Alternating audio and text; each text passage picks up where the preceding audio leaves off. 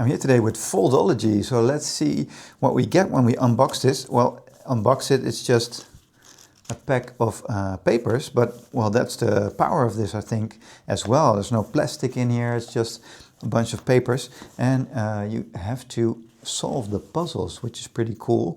So every puzzle, the first one here has like the example on how you fold it, and every puzzle you need to get the picture in one frame here. So this is how you fold it. You can fold horizontal, diagonal, vertical, and then it's up to you to finish the rest of the puzzles. So I think really cool concept, really well thought out, and it's a ton of fun.